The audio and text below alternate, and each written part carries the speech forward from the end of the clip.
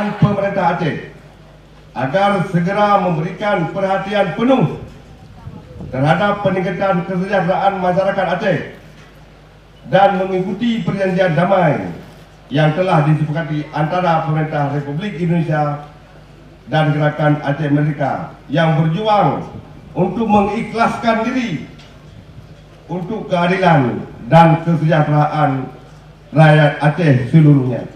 Selamat malam, dakbih ni nonton urau atau malam, karena beritanya malam kamu pegot.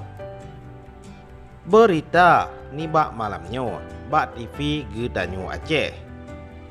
Menurut info dari lapangan, awak gam kaitron ijak merumpok, katrep hana merumpok selama leh iteken dame uroje.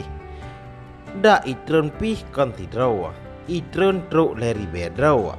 Tapi ate truk ale ler tuh draw, kamu hana mentupu. I merumpok iside di Aceh Raya.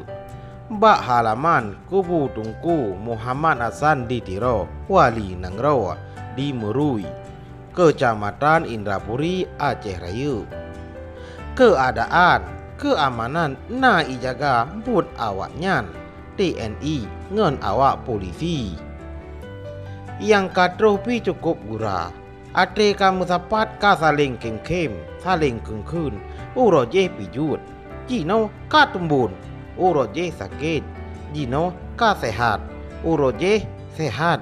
Jino ka sakit.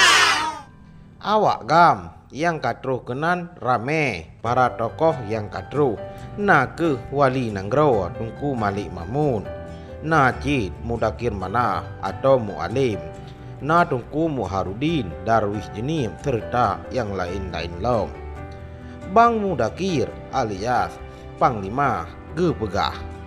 Acara merumpok uranyo, acara pemesaboh draw yang katrep hana merumpok, yang tujuan ji untuk masa uke Aceh yang namun tanggapan urang drone sangat kamu harapkan.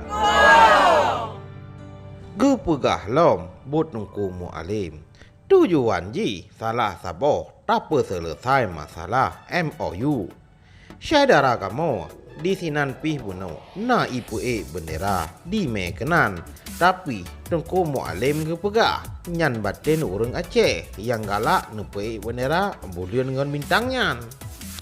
Menurut urang drone awaknya pemisi lom ime ne komen baju sesama rakyat yang hanaru lam kawan awaknya. Ilon pi hana kudupu pemisi yang ime. Oh no manteng berita. Wassalam. Yang penting baik tahu ne subscribe dan ne peh lonceng. Kadang untuk lun jangan saya bak TV nya.